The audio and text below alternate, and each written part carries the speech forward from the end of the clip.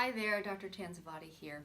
I recorded actually 2 videos prior to this, and I wanted to go back to this question that I get from a lot of my patients, and that is, what can I do about the aging process? I've had surgery, I've done a facelift, I look better now, but how can I prevent the aging signs to continue? How do I stop the process or lengthen the process before I'm aging quickly here? So I did talk about sleep and diet last time. I didn't go into too much detail. I went just kind of shallowly got into those 2 topics, and I wanted to stress that sleep, in recap, that you want to have at least 7 to 8 hours a night.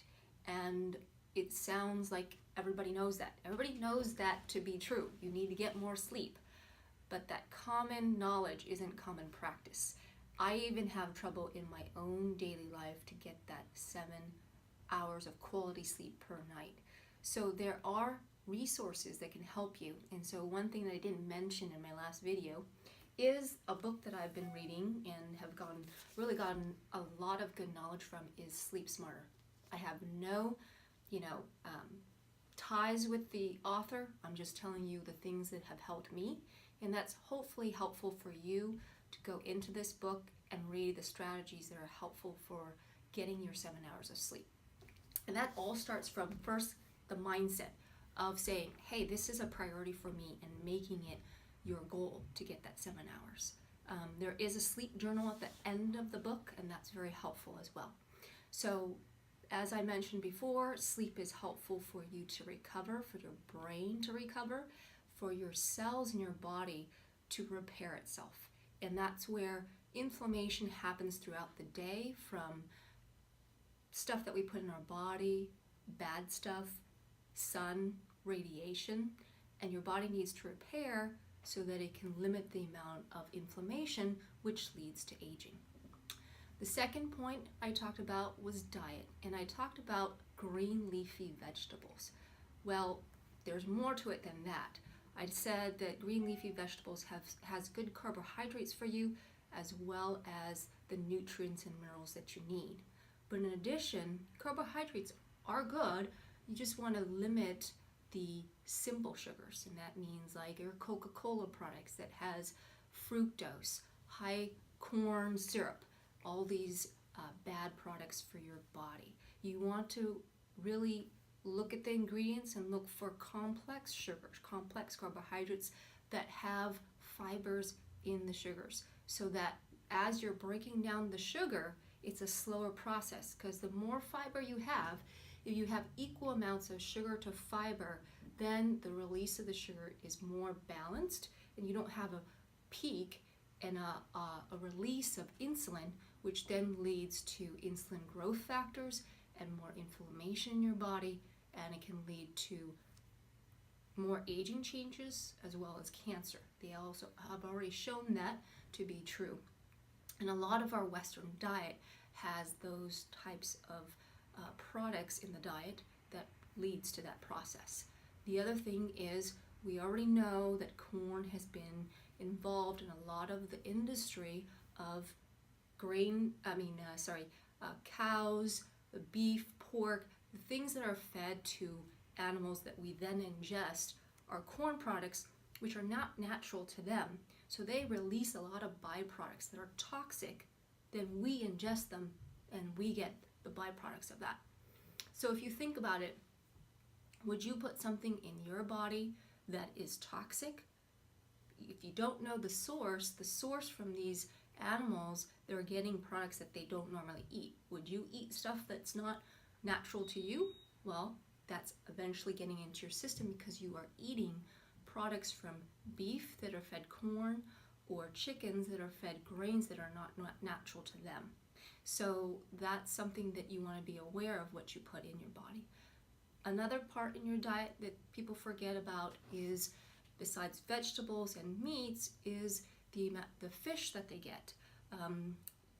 Getting farm-fed fish is also, you want to look at the products you're getting, because farm-fed fish, they're usually put in, especially with salmon, they're actually getting dyes and stuff to change the color of the fish so that it looks naturally orange when they're not actually orange on the farm-fed fish.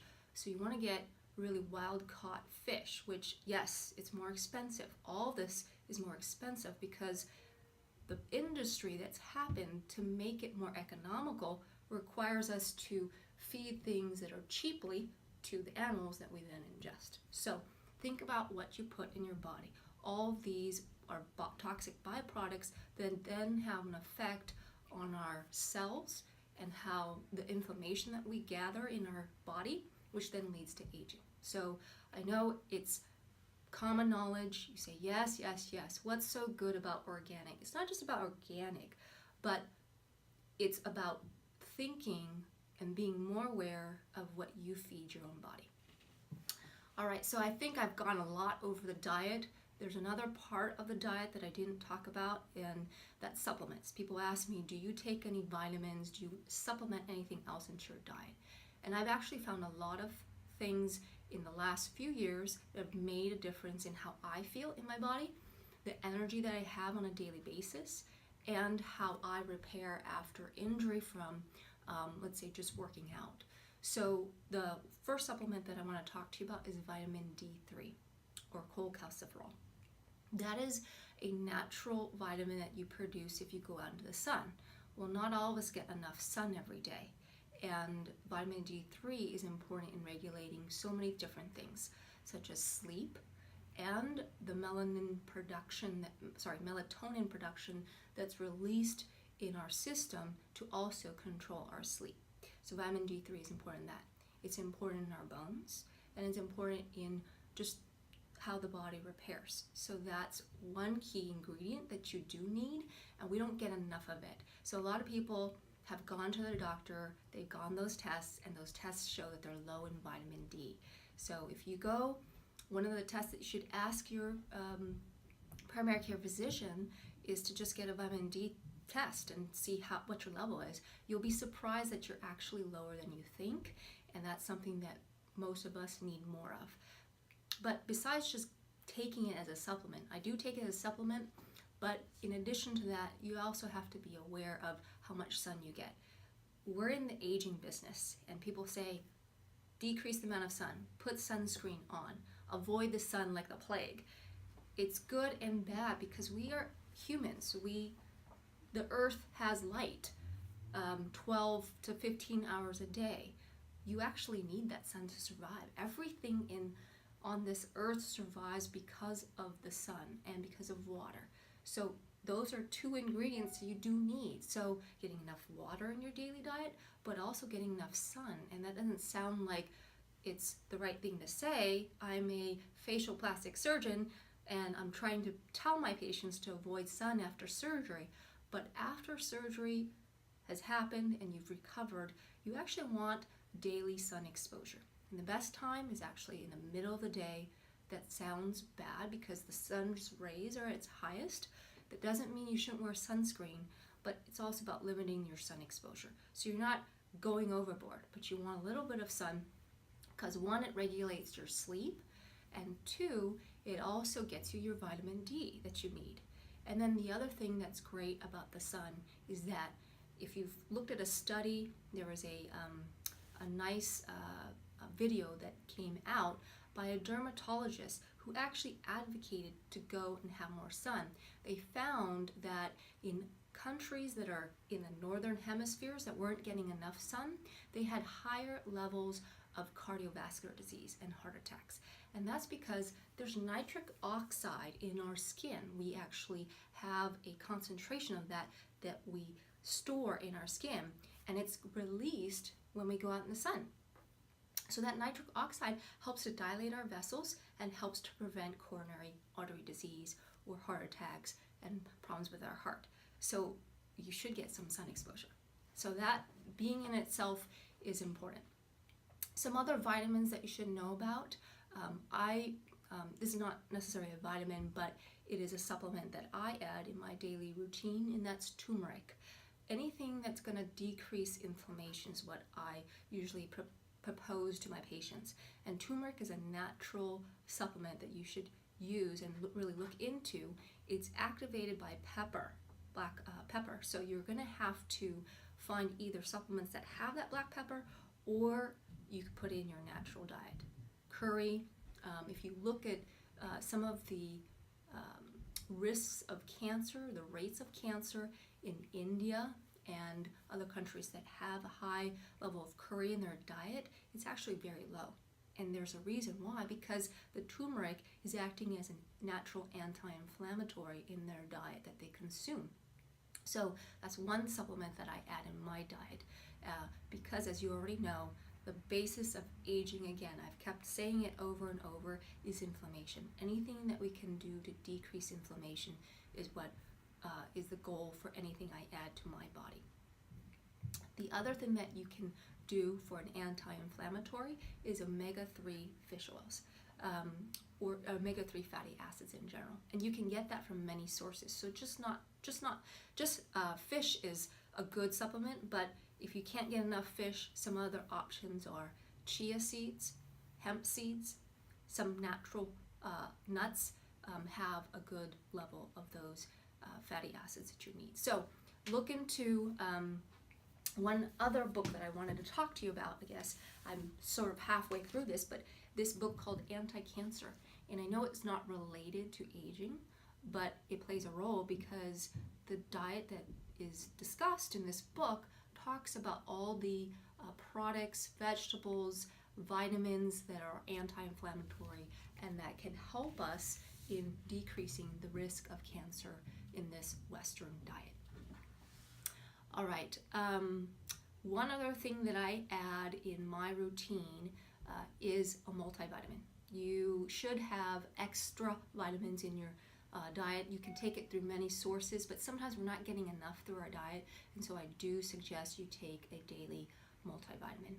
Some people will ask me, what about calcium? Because of osteoporosis, and that's actually been found to increase inflammation in our arteries. It can actually lead to more calcification in the arteries, so it's not necessarily a thing to promote these days. Actually, vitamin D is more important than the calcium.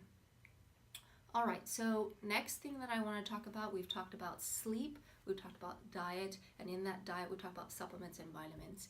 So the next part of this whole thing is exercise. Again, I'm going to stress that point that common knowledge isn't common practice. So we know that we should get exercise, and it's all about taking those tiny steps towards getting our goals of at least 5 days a week. It doesn't have to be a lot. You don't have to be on the treadmill for 2 hours to, get those calories wasted, sort of burn off everything that you eat. We already talked about how important diet is, and we know that diet of anything is more important than the exercise in terms of how fast we lose the weight. But after diet, you do need to have daily exercise to get your body to do those actual breaking down and repairing that your body needs on a daily basis. So exercise does that. Every time you stretch your muscles, every time you lift weights, you're tearing the muscles apart to rebuild them actually.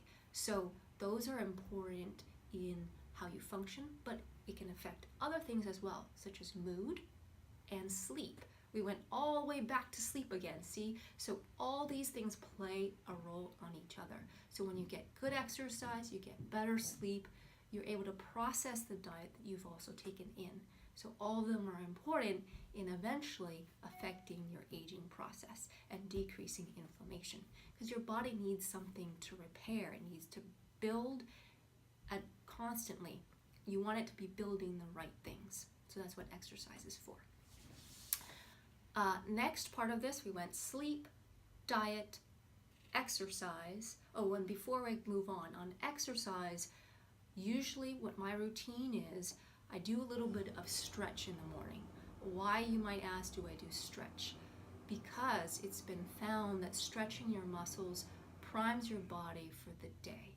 And that stretching is pulling on those muscles to really get the toxins out of your muscles that you've built up through the night or through exercise that you've had from the previous day. So it's really important to do the stretches. You can do the stretches after your exercise, but also in the morning is very important to get your mind started, to get your body started ready for the day. So I do the stretching. In terms of exercise, I do the exercise in the morning. You could do it in the morning, you could do it in the afternoon, but ideally between those two times. In the middle of the day, it's not actually effective, and later in the evening, it's not effective for your sleep. So even though I stressed about exercise, the timing of the exercise is important. If you want to lose more weight and get more burning of fat, it's better in the morning. In the afternoon, if you really want to build your stamina, and if you are an athlete, that's great in the afternoon. Either way, I think morning and early afternoon, early evening is great, but don't do it after 6 to 7 in the evening. Actually, that ruins your sleep because your body goes through temperature cycles, and after you exercise, your temperature is up, your body temperature is up, but to fall asleep, your body temperature has to come down. So if you exercise too late, you're going to fall asleep later in the evening, and that's not helpful for your routine. And then besides just talking about timing, there's also the importance of what kind of exercise you're getting, because is all cardio and weightlifting appropriate? Do some people want to just lift weights because they feel better just lifting weights? Cardio is harder on your body, and you actually need it. So cardio, I recommend doing at least 3 days out of the week, and weightlifting 2 days out of the week. Some people just love to just do cardio, and they'll just get on the treadmill and constantly run. Well, you have to actually challenge your body on a regular basis. So doing cardio every day gets your body so accustomed to it that it really doesn't do what it needs to do. So you need to challenge it with these, breaking it up with these bodybuilding, weight building, because if you build muscle mass, it actually helps you to burn more fuel during the day and helps you to lose weight. It helps to have a clearer mind as well. So again, all that was important, and then getting to the last part, which is your mind. I talked a lot about your body, sleep, diet, exercise, but now at the core of this is your mind. And you'll ask me, well, how does your mind affect inflammation? How does it affect aging? They've actually done studies to show how meditation can affect our mood, our activity throughout the day, our energy level. But adding just a little bit of meditation a day, we're not talking about an hour, we're talking about 10 minutes a day, can actually have a lot of benefits to your health. So they did a study both in after surgery as well as in overall health in terms of a cardiovascular standpoint. And they found that meditation increases your body's ability to recover after surgery. So you recover quickly if you add meditation into your routine. We don't know really how mind has over matter, over body, but there is a play into that completely. And you'll also see that in this book when we talk about anti-cancer. It talks also about the mind and how it affects our play on cancer as well. So the other thing is that meditation was shown in several studies to improve cardiovascular health. They just showed 2 different groups, one that was given meditation and one that just kept continuing their medications that they did, like as in the other group for cardiovascular health. And they found that the percentage of patients who then had heart attacks were less in the group that then added meditation to their daily practice, and they continued to do so because they saw the benefits. So there you have it. I've kind of talked about all the different spots that were important. To recap, we talked about sleep, talked about getting 7 to 8 hours of sleep per night and making it a consistent habit. We talked about diet. We talked about green leafy vegetables, fish in your diet, taking animal products that are you're being aware of where the source of those animal products are from, what they are being fed, and what ultimately you then put in your body. We talked about supplements and vitamins. We talked about exercise and having a routine of at least 5 days per week and mixing it with both cardiovascular health, cardio exercise such as biking, running, and then combining that with some weight building exercises. Last part was the mind, and that's in the importance of meditation and being more mindful and spending the time to actually take care of your mind and not just your body. It's a whole concept that all revolves around the same process, and they each feed on each other and build up our body to be at its best, and that is at fighting inflammation and fighting the aging process. So I hope that was helpful for you. I really taken the time to really research a lot of this for my own health, and I've implemented a lot of these in the last few years, and I hope that all this information will help you as well. Thank you very much.